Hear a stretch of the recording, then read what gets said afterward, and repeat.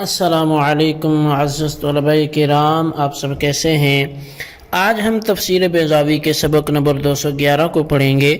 آج کے ہمارے سبق کا عنوان ہے دوسرے جملے مستانفہ کا بیان۔ آج کے ہمارے سبق کی عبارت یکاد البرق یخطف ابصارہم سے شروع ہوتی ہے۔ آج کے سبق میں در حقیقت ہم اس آیت کریمہ کا ماقبل سے تعلق ترکیبی اعتبار سے سمجھیں گے، اور اس کے بعد یکادو کا لفظ جو فعل کے طور پر استعمال ہوا اور اس کا تعلق افعال مقاربہ سے ہے، تو اس کی تحقیق کریں گے کہ یکادو کس معنی کے لیے آتا ہے، اور پھر اس کے قریب ایک فعل عصا بھی ہے جو وہ بھی افعال مقاربہ میں سے ہے۔ تو عصا اور یکادو، یا اس کا ماضی لیں تو کادا، ان میں باہم فرق کیا ہے اور ان کے معنی میں یا ان کے استعمال میں وہ کیا تبدیلی آتی ہے، اس حوالے سے بھی ہم سمجھنے کی کوشش کریں گے۔ تو آئیے سب سے پہلے عبارت پڑھ کے اس کا ترجمہ کرتے ہیں، اس کے بعد پھر اس کی وضاحت کی طرف بڑھتے ہیں۔ مصنف علیہ رحمہ لکھتے ہیں، یکاد البرق یخطف ابصارہم، قریب تھا کہ بجلی اچک لیتی ان کی نگاہوں کو۔ استیناف ثان، یہ دوسرا جملہ مستانفہ ہے۔ کأنہ جواب لمن یقول، گویا کہ یہ جواب ہے اس شخص کے لیے جو کہتا ہے، ما حالہم مع تلک الصواعق، ان بجلیوں کے ساتھ، اس کڑک کے ساتھ ان لوگوں کا کیا حال ہوا۔ وقعد من افعال المقاربة وضعت لمقاربة الخبر من الوجود لعروض سببه لكنه لم يوجد اما لفقد شرط او لوجود مانع۔ اور قاعدہ یہ افعال مقاربہ میں سے ہے، اس خبر کو قریب کرنے کے لیے وضع کیا گیا ہے وجود کے اعتبار سے، اس کے سبب کے پائے جانے کی وجہ سے، عارض ہو جانے کی وجہ سے، لیکن وہ خبر پائی نہیں گئی ہوتی، یا تو اس لیے کہ اس کی شرائط مفقود ہیں، یا پھر کوئی معنی کے پائے جانے کی وجہ سے وہ خبر ابھی معرض وجود میں نہیں آئی ہوتی۔ وعصا موضوعۃ لرجائہ، اور عصا جو وضع کیا گیا ہے یہ اس خبر کی امید کے لیے وضع کیا گیا ہے۔ فہی خبر محض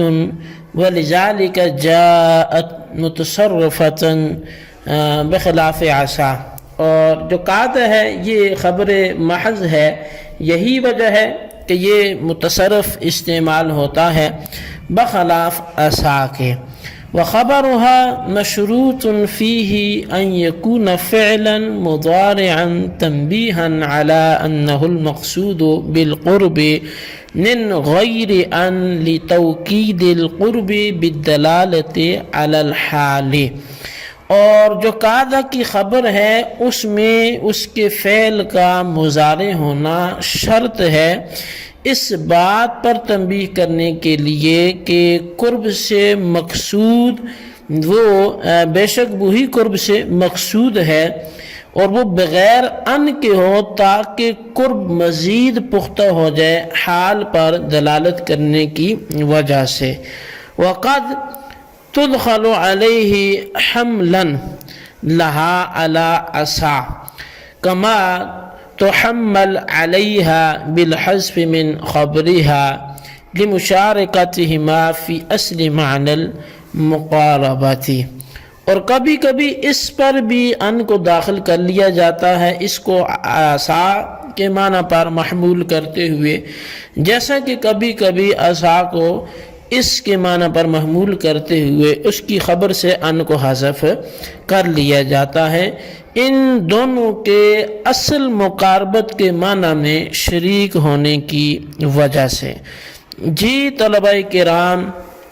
یہ تھی ہمارے آج کے سبق کی عبارت اور اس کا ترجمہ۔ اب آئیے ہم آج کے سبق کی وضاحت کو سمجھنے کی کوشش کرتے ہیں۔ تو سب سے جو پہلی بات ہے وہ یہ ہے کہ یہ جو یکاد البرق والی عبارت ہے یہ جملہ قرآنی کی ترکیب اور قاعدہ کی تحقیق کے لیے ہے۔ اچھا، ترکیب کی حیثیت تو یہ ہے کہ یہ یکاد البرق یخطف ابصارہم یہ جملہ مستأنفہ ہے، اس کا ما قبل سے تعلق نہیں ہے۔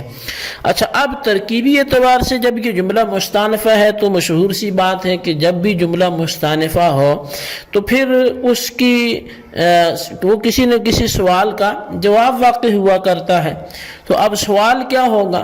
تو اس حوالے سے حاشیہ سیالکوٹی میں جو ہے وہ یہ ہے کہ اس کو جملہ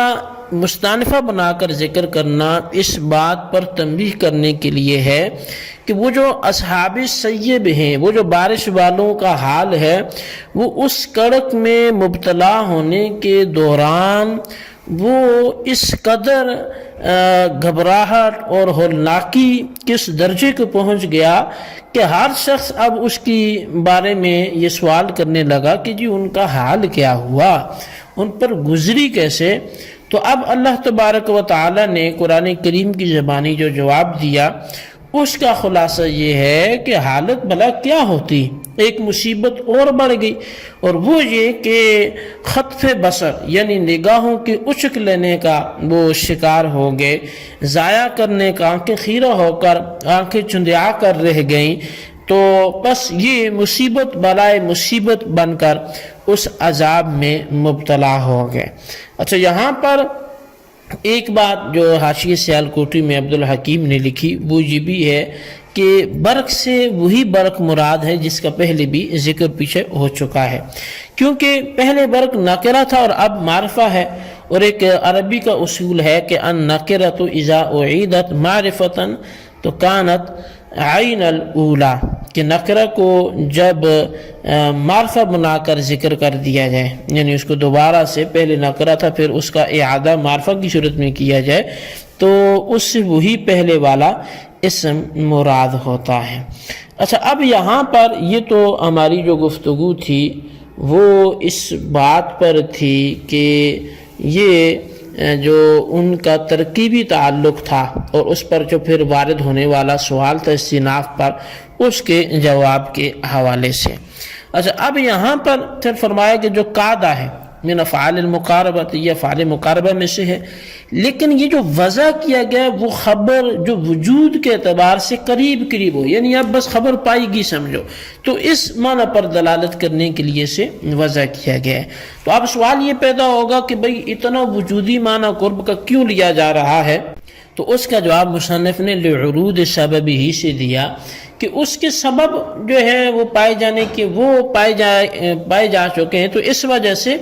اب یہ بہت قریب الوجود جو خبر ہوتی ہے اس پر دلالت کرنے کے لیے قاعدہ یہ آتا ہے۔ اچھا، پھر سوال ہوا جب اتنی قریبی دلالت ہے تو وہ خبر ابھی تک پائی کیوں نہیں گئی؟ تو کہتے ہیں دو وجہ ہو سکتی ہیں، یا تو شرط مفقود ہے اس کے پائے جانے کی شرائط میں سے، یا پھر کوئی معنی آ گیا ہوگا اس لیے وہ خبر نہیں پائے گی۔